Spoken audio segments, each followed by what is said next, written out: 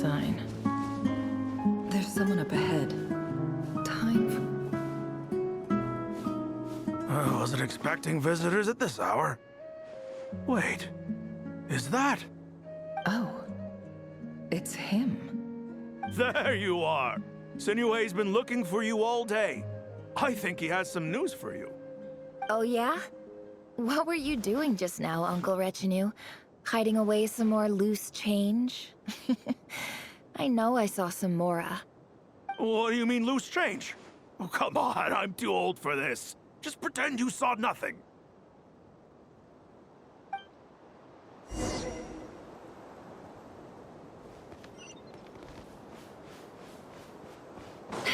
It all adds up.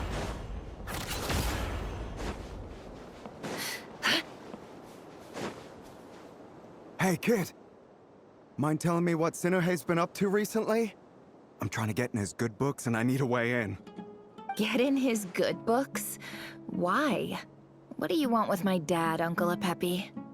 I've written a new song. I was hoping to showcase it at the next festival, but I'll need his approval.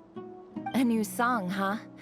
I'd love to stay and listen, but unfortunately, Uncle Retinue says my dad's looking for me. Well, there's plenty of time and I'm not going anywhere. See that pile of stones? I'll be sitting there warming up my vocal cords. Come find me when you're done. Pile of stones. Got it.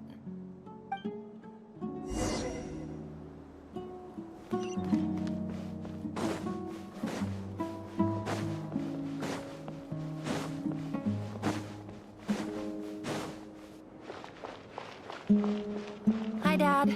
Uncle Retinue said you were looking for me. Ah, there's my little princess. If you'd gotten back just a little sooner, you could have shared the spoils of war with me. Spoils of war? Who were you fighting against, Dad? It was just a figure of speech. The aftermath of a sandstorm is no time to be waging war. I was talking about our war against thirst. I went out to fix our water supply problem, and now I'm back. Which means... We have a well again! That's right. I found a new one and brought back as much water as I could carry. It should last us for a good while. If it wasn't for these blasted sandstorms, our wells wouldn't be caving in. You wouldn't be spending all your time out searching for new water sources. As the chief of our tribe, I'm supposed to be leading us out of hardship and poverty, onto better things. You know how prosperous our ancestors were. I've told you all the stories. And look at us now, squeezed into these hovels. No one would choose this, if it wasn't for the endless wars over the years. But things are looking up. I started working with some folks from the academia a few months back. They gave me some contacts in return for my assistance in the desert. So you're the academia's helper now? Special ambassador, they call it. Think of it as a partnership. It's nothing bad, okay? We've been isolated here in the desert for too long. Seeking opportunities elsewhere is the best thing for us, and the fastest way to progress. So, do you get anything good out of being a special ambassador? Of course. My luck's improving all the time. One day, I swear I'm gonna lead us out of this place. We'll find somewhere new.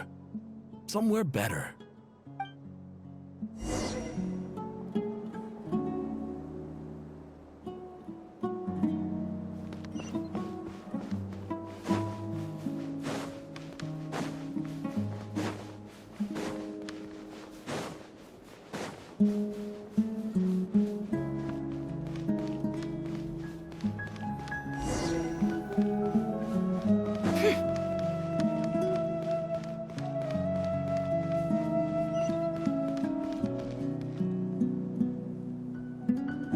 That's our well, and you know it.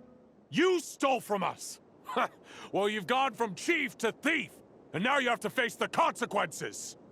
Did you really think you could take our water without permission and get away with it? You're either brave, stupid, or both. And that special ambassador act? Yeah, nice try! We spoke to the academia. They said it was all news to them. You're a liar and a cheat!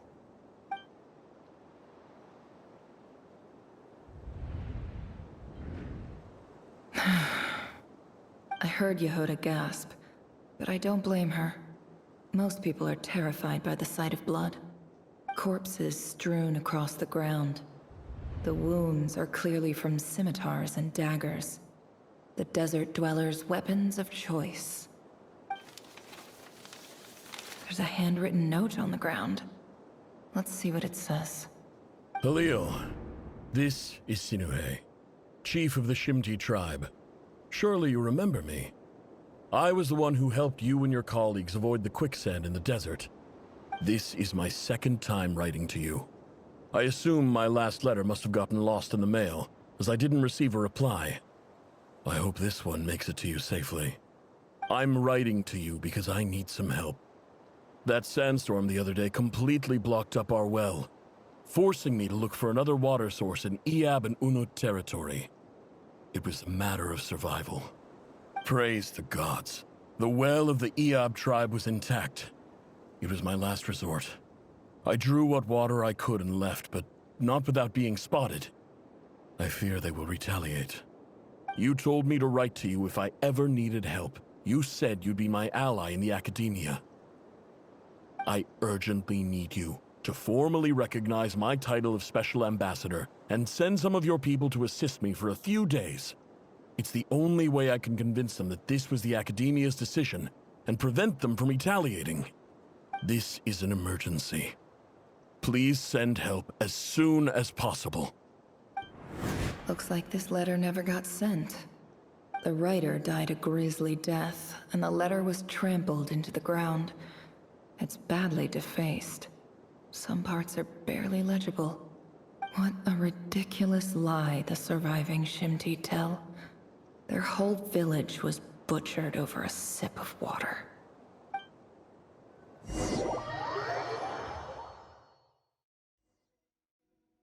Ah, officer. Welcome. Welcome to our humble village. I thought you would at least have the courtesy to provide some respectable libations. This is the finest wine Aru village has to offer. I promise.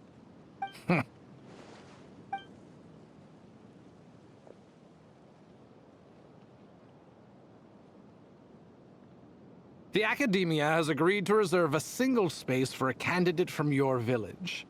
But I remain skeptical of this entire endeavor. I highly doubt anyone in this desert possesses serious academic potential. Please, have faith. If not in us, then in our god. The child we found shows great promise. I beg you, take her away from this place. Give her a chance. Don't let her talent go to waste. I don't recognize her. New arrival? She showed up here a few days ago and we took her in. She's a really bright kid. Please help. I'm begging you. So, where are you from? Nowhere special. Just a sand dune. What about the rest of your family? How many of you are there?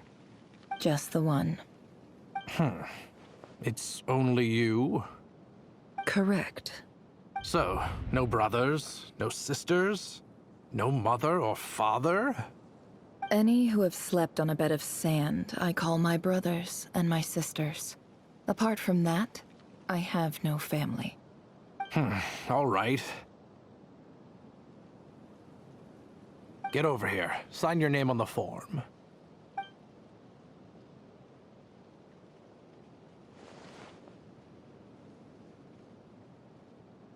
Never? You're rather fair-skinned for a desert dweller.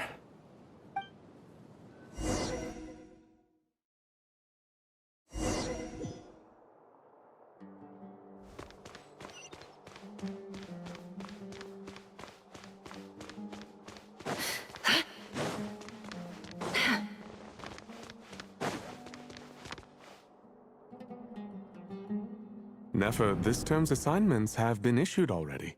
Please read through the materials thoroughly, conduct your own additional research, and then write an essay on the topic. Yes, Professor, I'm aware. I just had a couple more questions I wanted to get your perspective on. Oh? Please ask away. Well, I saw the other students' problem sheets, and I couldn't help but notice that my assignment is much easier than theirs. Do you really think I'm a weak student? A weak student? Goodness, no. Quite the opposite. You have a sharp mind. Almost too sharp. I think what you're saying is, a weak student wouldn't have noticed the discrepancy. And if they did, they certainly wouldn't complain about the lighter workload. You see, sharp as they come. You see things the way they are. And I'm sure you know why they're like that. Because of where I come from. Because I'm different. I'm sorry, Nefer. I don't like it any more than you do. It's just... Anyway, you said you had a couple of questions? What's the other one? I wanted to check. If someone sent me a letter to the academia, where do I go to collect it? Ah, your family wrote to you. Well, as long as they put your name on the envelope, someone should hand it right to you. Not exactly. It's not even a recent letter.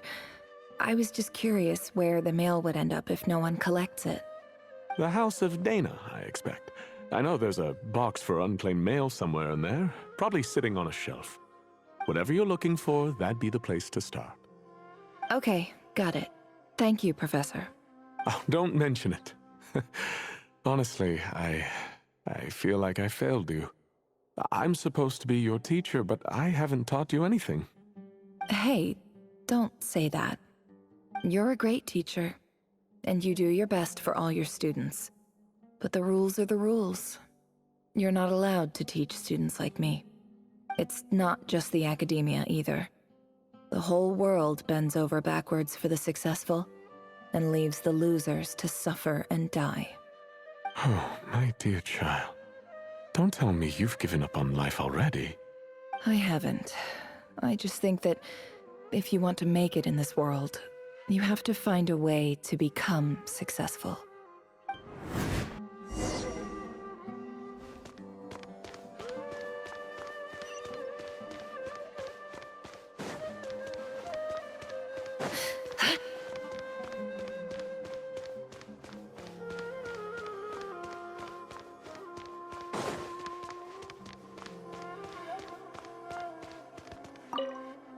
This must be it.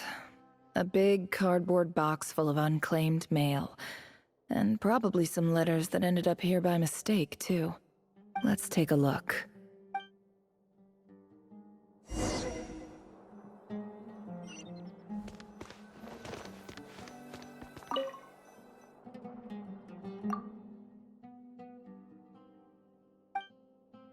A dilapidation survey from Port Ormos. Looks like it's from a Core of 30 representative. What a strange thought. A bunch of mercs losing sleep over rundown buildings. This one was never even opened. I guess the recipient didn't care what the Core of 30 had to say about anything. Who was it addressed to? I don't recognize the name, but it must have been a Ksharawar professor. This one is addressed to the Immorta Sage. The title is Changes Observed in Satyavada Life Symptoms. Why do all these letters read like full-blown dissertations? Guided by the incense, we became lost somewhere in the forest. All the barriers between levels of consciousness disappeared as our minds soared around in circles, looking for a branch to seek refuge on. In clinical terms, these symptoms fit the description of incense poisoning. The Immorta Darshan strictly prohibits the use of hallucinogenic substances, but I believe there are still people getting away with it. For example, my neighbor who always breaks out into song and dance after using incense. This seems like something the academia would want to know about. Why wasn't it collected? Wait, what's this written on the back? It's so small. The note says, "The sender authored this letter while under the influence of mushrooms. I would send it back, but no return address was provided. Stamped by the Grand Conservator of the House of Dana."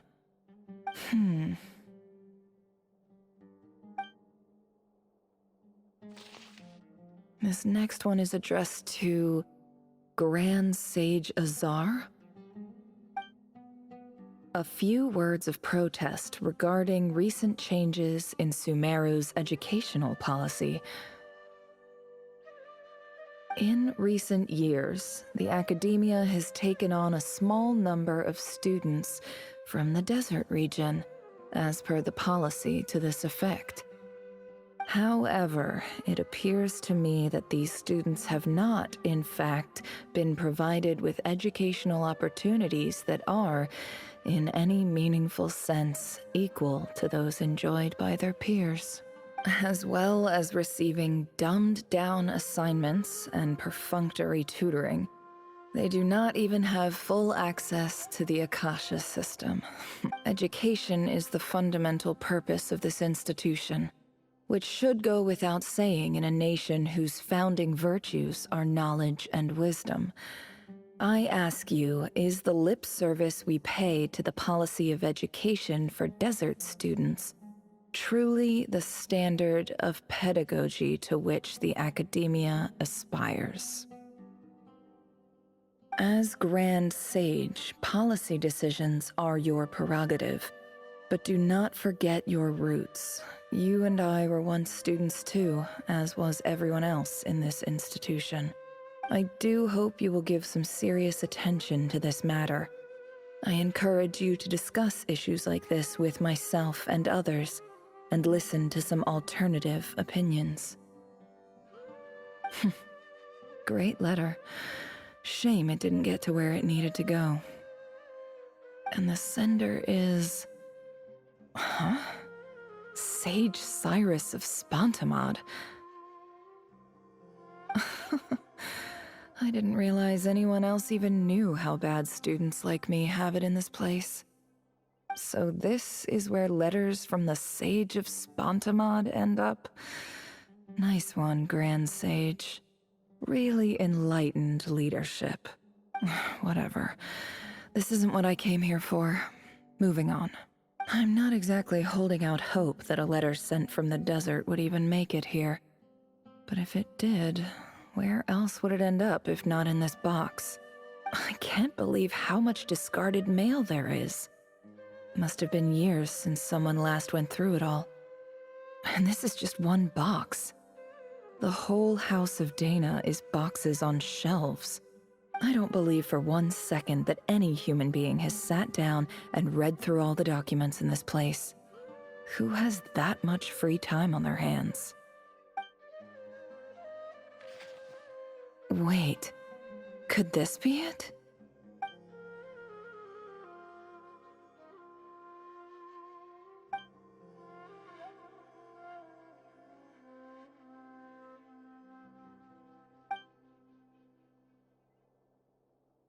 Greetings, Halil. My name is Sinue, chief of the Shimti tribe. I was the one who came to you and your colleague Zaid when you ran into trouble in the Great Red Sand. I don't know how well you remember it now, but I brought you to safety and gave you some water and other supplies. You seemed very pleased and told me your name. In my tribe, learning a person's true name is serious business. And I therefore see you all as friends. You were kind enough to leave your contact details, so we could stay in touch.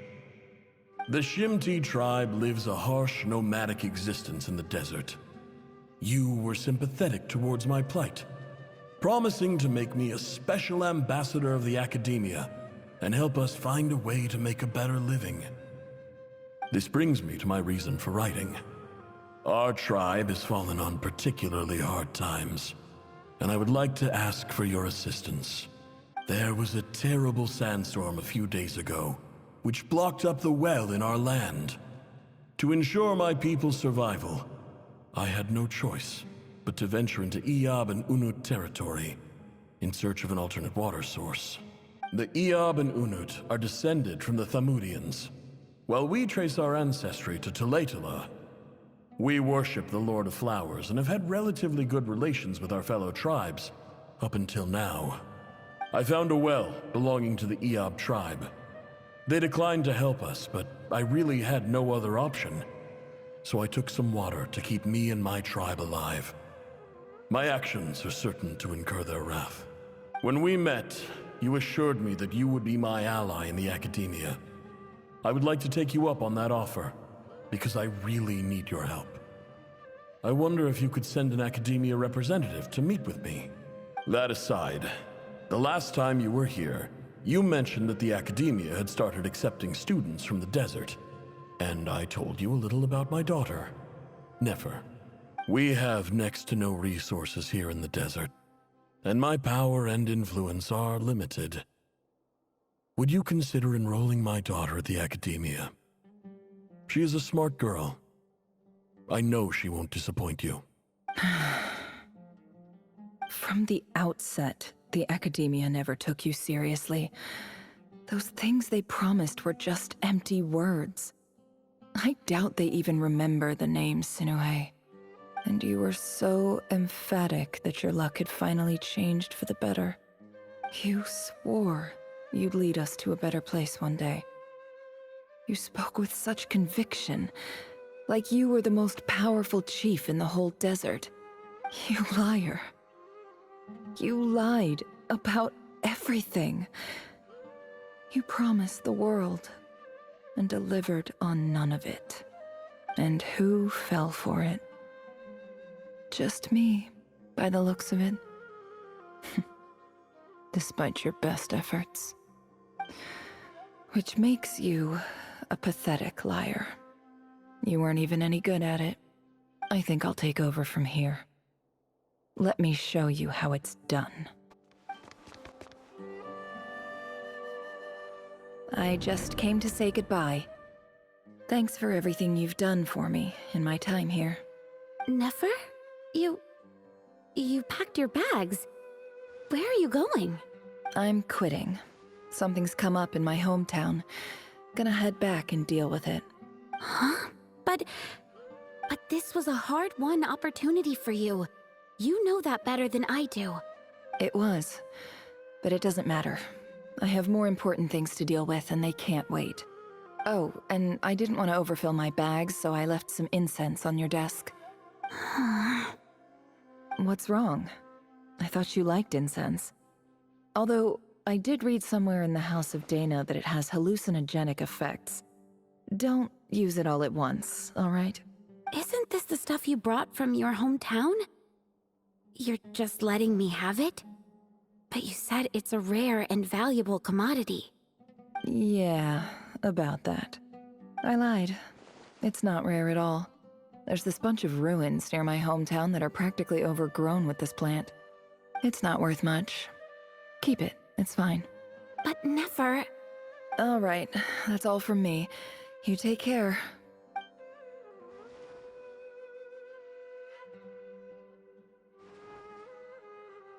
Don't forget me, okay?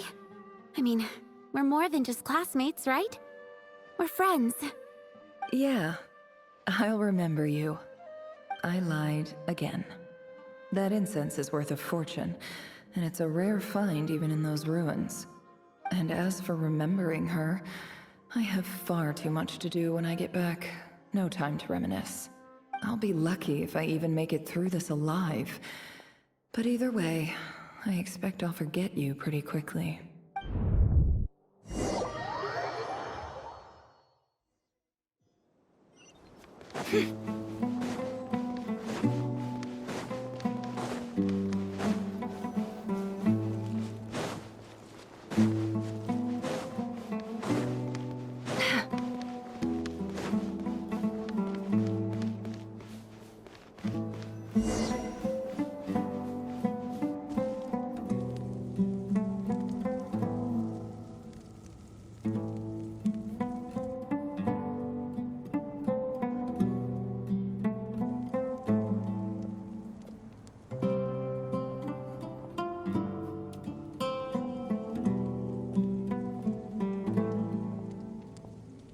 It's a pleasure to meet you, Mr. Arif.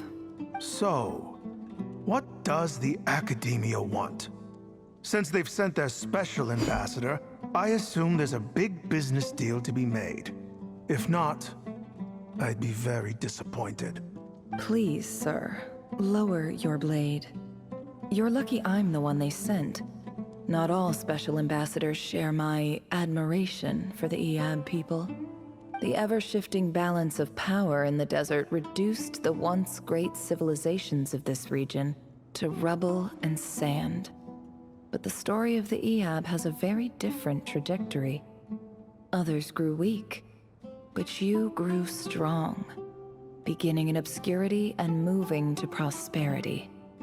You're the only ones who defied the trend. Huh. So, you do know who you're dealing with? This well is the perfect symbol of your strength, is it not? It used to belong to the Unut, but it looks like you have control over it now. You're not wrong. But I'm sure you didn't come all this way just to flatter us. Of course not. I came to bring you some very good news. Some information that recently came to light, which might just be your ticket to freedom. Records uncovered by the Vahumana Darshan show that a certain well currently under Eab control is built on top of some ancient ruins.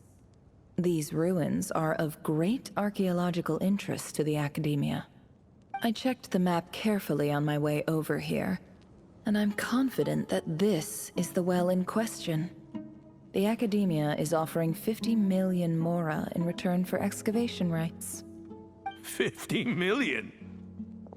No, wait. If these ruins are as important as you say, 50 million's a little low, don't you think? Don't get greedy, Eab. We know far more than you think. We know that you seized this well by force. Wasn't that the first step in your rise to power? To drive away the Unut and steal their water supply? So what if it was?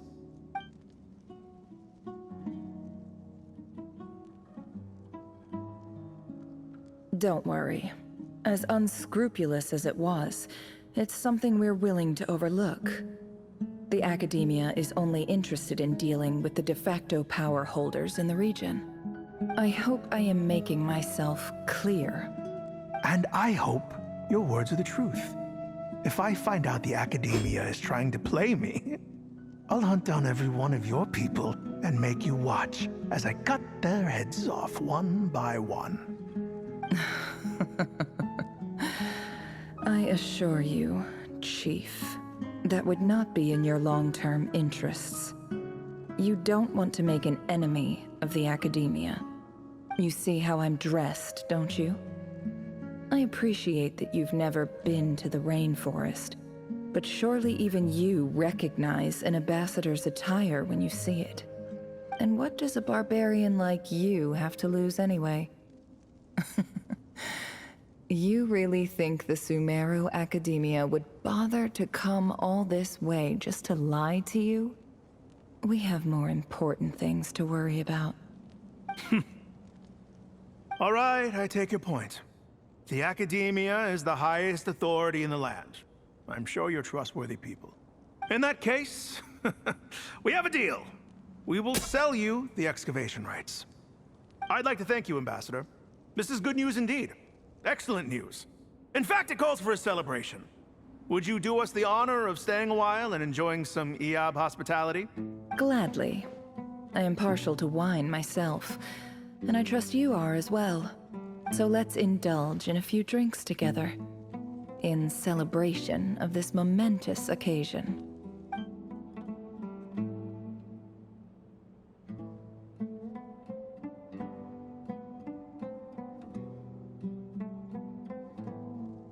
Chief! Chief, it's an emergency! It's the Unut. They've taken the well. What? Well, don't just stand there. Take it back. Yes, Chief.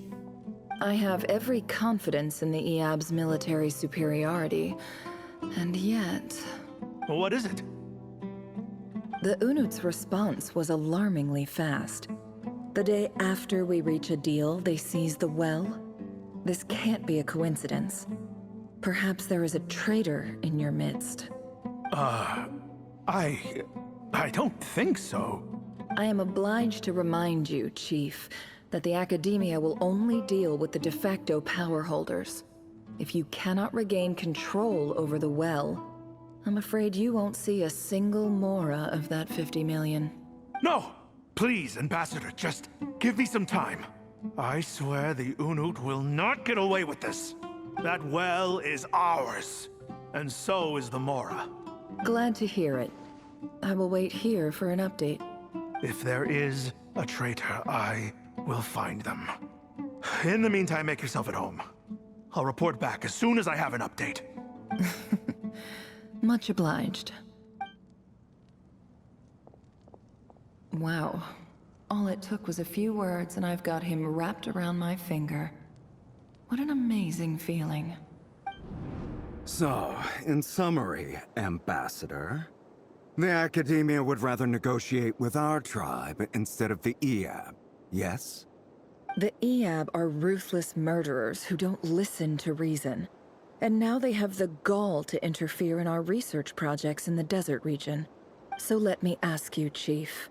If you were the Academia, what would you do? Kill them all, of course. Precisely.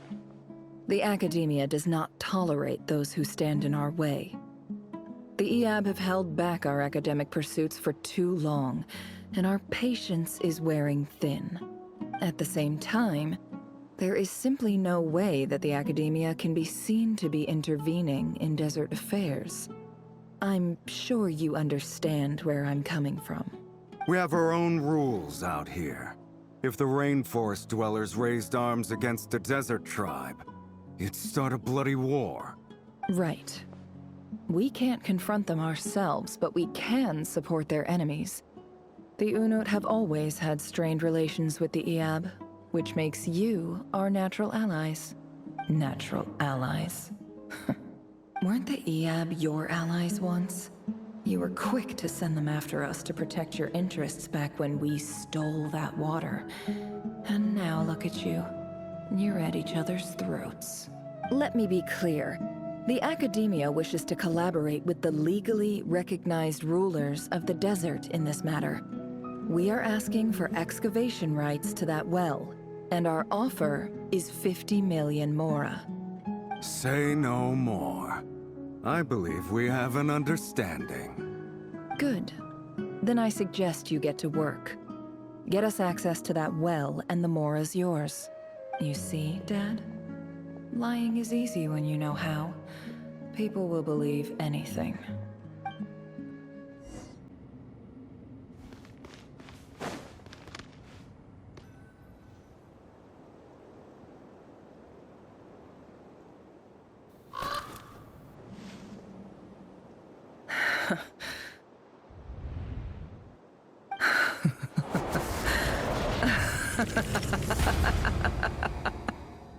Look at yourselves.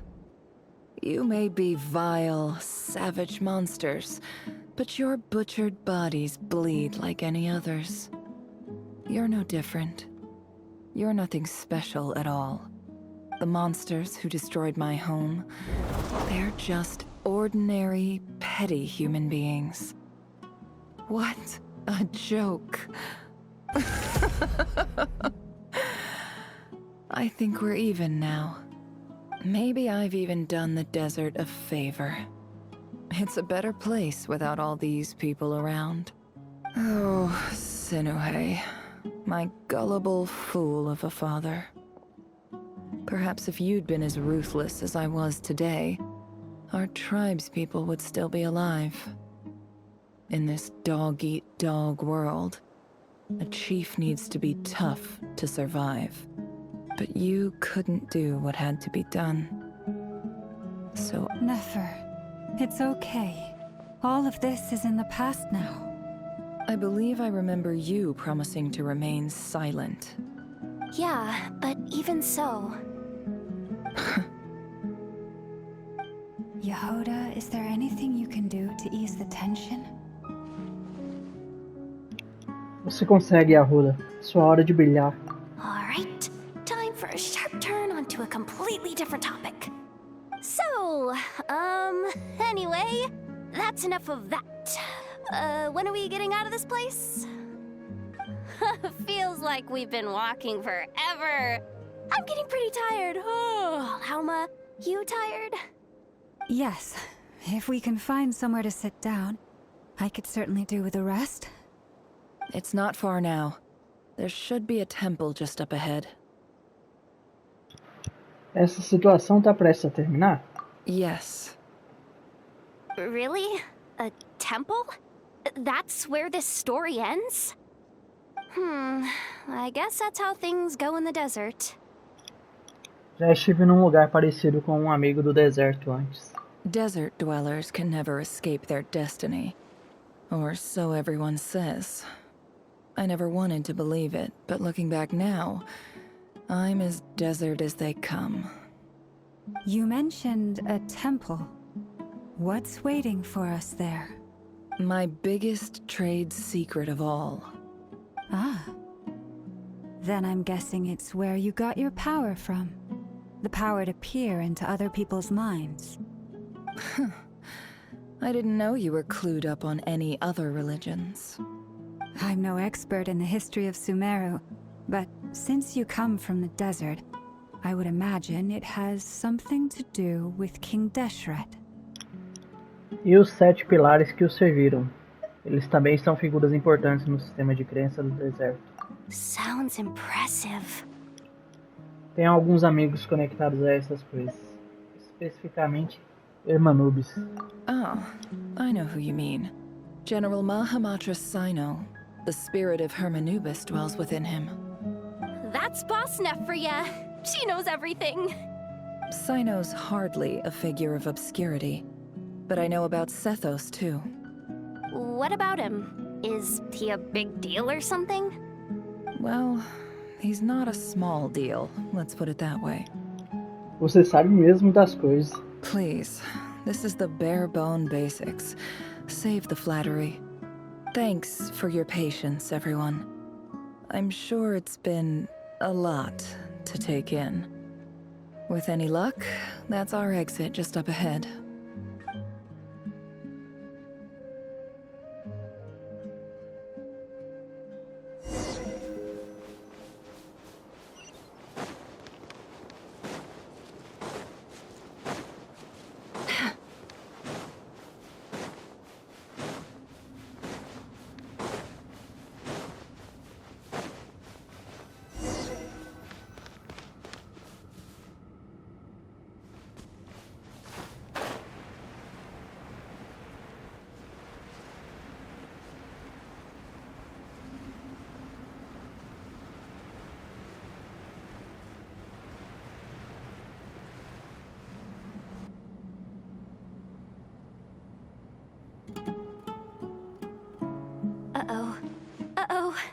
Uh-oh.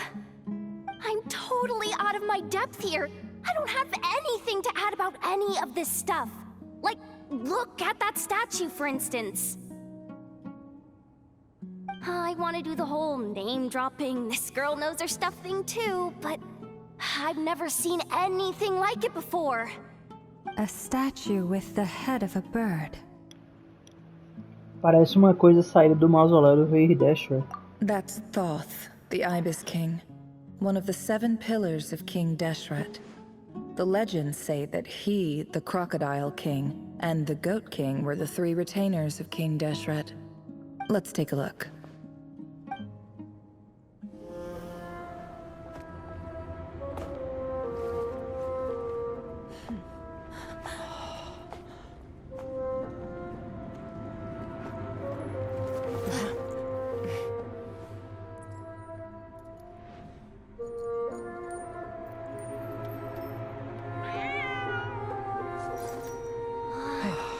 It's just Ashru. So, all is well?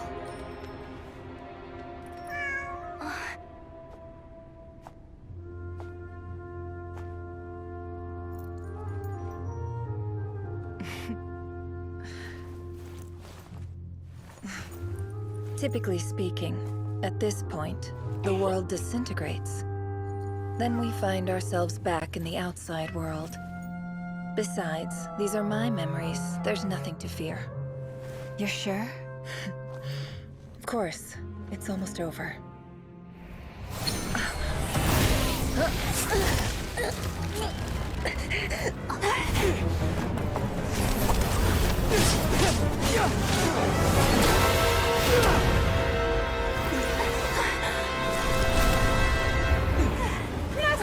Hold on!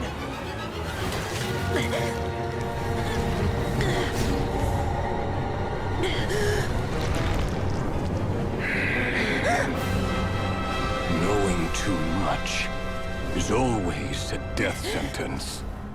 Speak for yourself.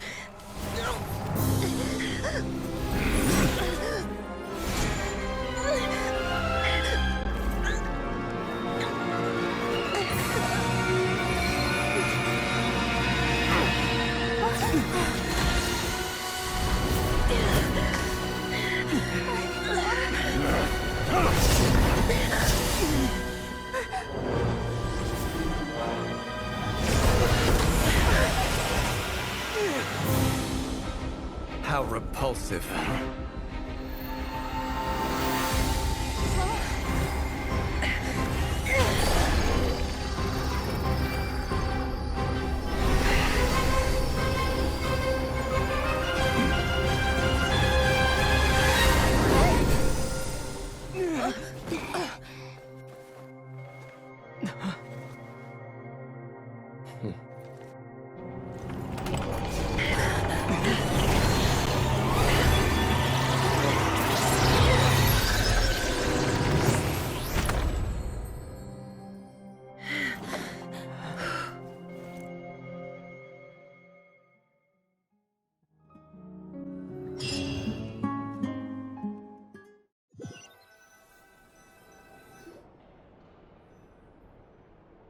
Timed that pretty well, didn't I?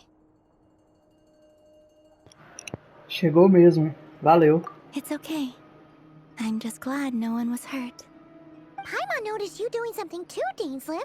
Were you helping get them out? Of course. When I asked Nefer to conduct this investigation, I was not naive to the dangers involved. I had a duty to ensure your safety.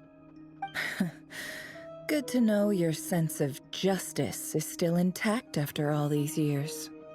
I take that to mean that you saw the truth. That comes as a great relief. I certainly did. And thanks to your help, I also managed to trap Rerir inside the chess set. Whoa, really? How'd you manage that? Well, to be honest, I sensed that something was wrong long before we made it to the temple. By using this fragment to probe into Rerir's past, well, the monster formerly known as Rerir, it seems I alerted him. I was tracking him, then he caught on and started tracking me too. Can't say I'm surprised. But how did he track you through your thoughts alone? That shouldn't be possible. Rerir was a secret agent who reported directly to the Vinster King. He is an expert at finding a trail and hunting down his pursuers. No wonder. He infiltrated the chess set, read my thoughts, and built a new virtual chess set inside of it. That's why we weren't able to leave at first. Speaking of your chess set, it's quite a remarkable item. Would I be right in thinking you have some connection to King Deshret? You overestimate me. I only have a connection with one of his underlings, the Ibis King. You all saw how this came to be. A long time ago, the Iab massacred my tribe, the Shimti, in our home village. A few years later, I enrolled in the academia, where some new information came to light. The Unut and the Iab fought a bitter battle over the rights to a well, all for the sake of a non-existent 50 million mora.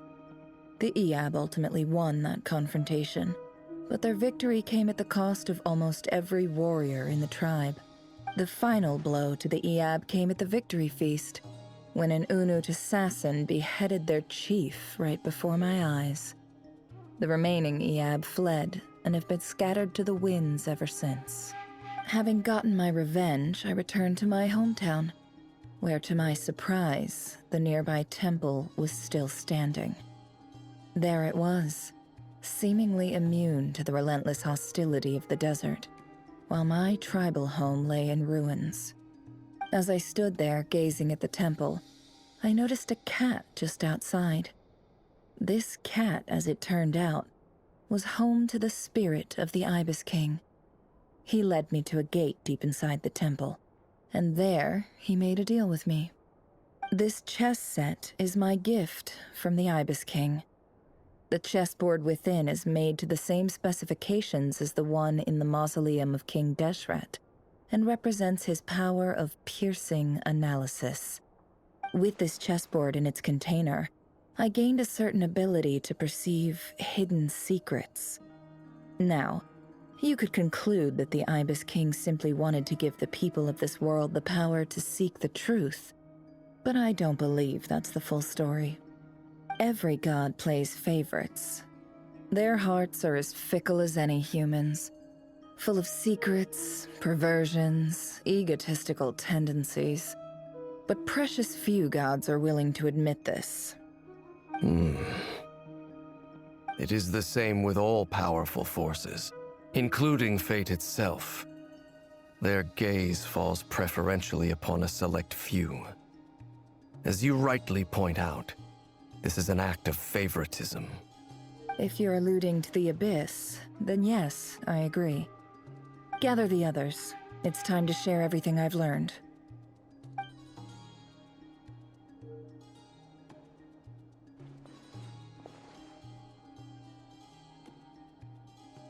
Thank you all for being here. As promised, I did some further investigating into the Raker of Solnari's background. I am pleased to report that the investigation has been most fruitful indeed. The Raker of Solnari, real name Rerir, was once a Conrian subject who served the Vinster King. I will now share the important details of his story. Please save any questions or comments for the end.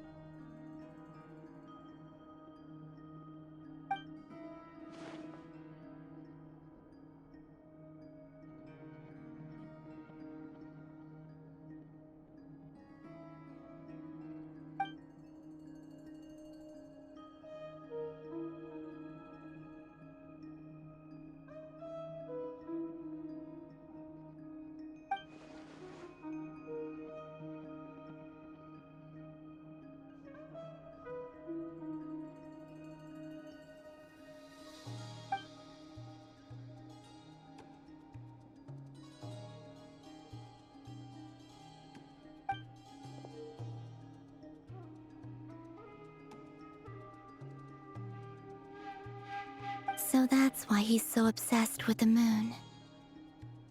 A tragic tale, to be sure. But it does not excuse his many transgressions. No matter how much Rerir suffered in the past, the fact remains that he is what we know today as the Wild Hunt, wreaking havoc upon innocent lives in Nod-Krai. He becomes more dangerous with each passing day.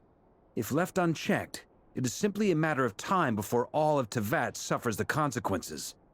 This is a threat that the Knights of Favonius cannot ignore. A question for Miss Columbina. Forgive me if this is presumptuous, but have you ever seen the spatial gateway that appeared in Rerir's memory? Never. But I have heard stories of something called the Moon Gate, and this seems to fit the description. Miss Lauma, any thoughts on this? In the lore of the Frost Moon Scions, the moon is believed to hold many secrets. Some sources speak of ancient knowledge, others of a gateway to the unknown. The term Moon Gate is one I have heard before. But as is the case with all of our legends, there are no records of any first-hand witnesses. We cannot know whether it truly exists. Then back to Miss Columbina. As a moon goddess yourself, do you have some idea of where the moon gate leads to? Not at this stage, sorry. I do hold the power of the Frost Moon, and my strength is recovering well. I can sense that the gate would open at my command, but...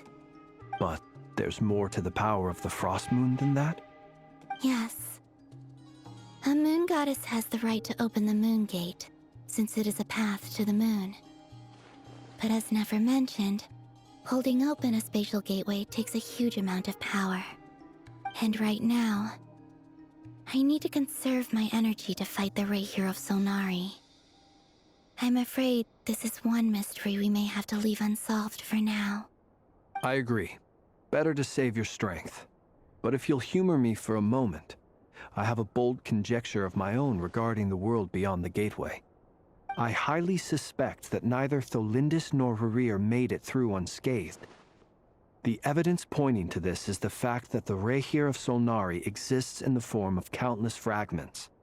With the abyssal power he wields, no ordinary foe can touch him, let alone tear him to shreds. And yet, the wild hunt proliferates wherever his scattered fragments lie, drawing hordes of monsters to many different locations across the land. So your theory is that Rarir was physically torn to shreds by some powerful force? Hence, why the Wild Hunt is a distributed phenomenon, rather than a unified one? Makes sense to me. Explains why the Wild Hunt is so pervasive, and why he's been trying to piece himself back together.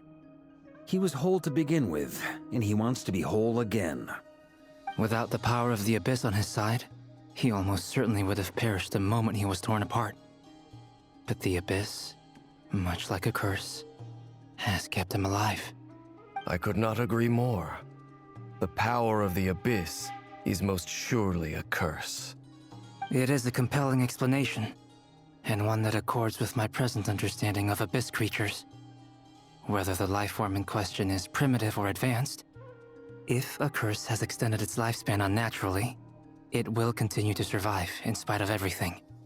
This raises some interesting questions. I will run some experiments and see if there is any validity to my suspicions. That being said, regardless of whether my research bears fruit, I would like to thank Miss Nefer for conducting such a thorough investigation. Already, it has greatly enriched my understanding of the entity we face. My pleasure, Mr. Albedo. I too hope that the information I have shared today proves useful as we look to formulate the next stage of our plan. Hey! What is it, Dainsleif?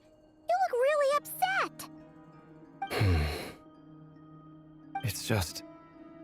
when I think of the man I once knew as Rarir, I struggle to understand why things had to turn out like this. The two of you used to be friends, didn't you? I don't know if these words will bring any comfort, but my heart goes out to you. Mine too. We can never know all the hows and whys of the way things are.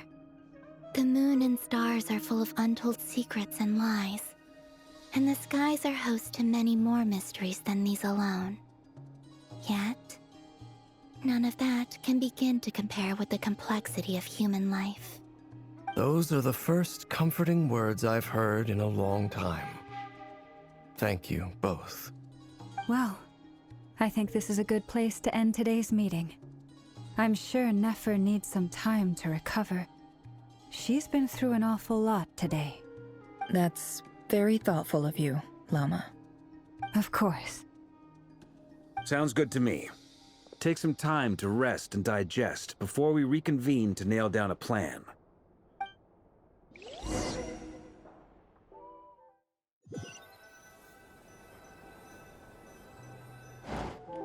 Hey, is this a bad time? Hope I didn't kill the conversation. Tá tudo bem, entra. No need. Come on, let's talk outside.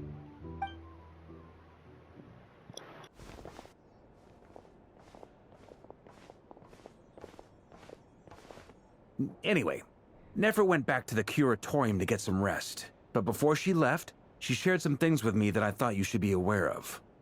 Firstly, although she managed to trap the Raker of Solnari inside her chess set, there's no guarantee that the power of the Ibis King is any match for one of the 5 sinners. Their powers are beyond our comprehension. It's only a matter of time before he finds a way to break out. We have to come up with a plan and take care of him before that happens. Honestly, my mom figured that might be the case. So, how long have we got? Well, I asked her that same question. She talked for a long time, but for the most part, it seemed like she was trying to convince me how precious her chess set is. What a long and storied history it has. It felt like some kind of sales pitch, you know? The kind where you end up handing over Mora against your will? Anyway, after all that, she finally answered the question. 2 days, at most. 2 days? Holy moly! Can we even recruit enough help in that time? That remains to be seen. Which brings me to the second issue. Dainsleif is obviously conflicted about this whole thing. But given how little time we have, there's no way we can pull this off without his help. You have some history with him, right? Do you think maybe you could talk to him for us? Vou ver o que posso fazer. Great. I appreciate it. All right, on to item 3. So, Albedo, Durin, and I put our heads together and came up with a plan. Can't promise it's gonna work yet, but at least it's a start. We figured we'd bounce the idea off you first. We'll explore it further once everyone's recovered. Sou todo ouvidos. Oh, Paimon's dying to hear this. All right, so here's what we're thinking.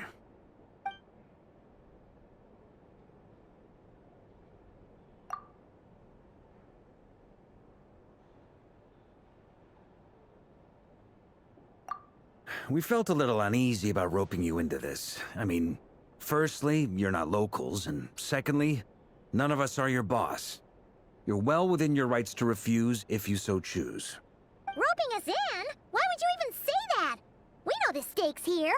It's all of us against the Rayher of Solnari, or none of us stand a chance. I choose my words very intentionally, I'll have you know. I like to think there's an art to striking a down-to-earth tone even when the stakes are through the roof. Sir Varka, I have a few thoughts about this plan. I'm all ears. I think we can be more flexible with how the roles are allocated. In my view, the most sensible lineup would be like this.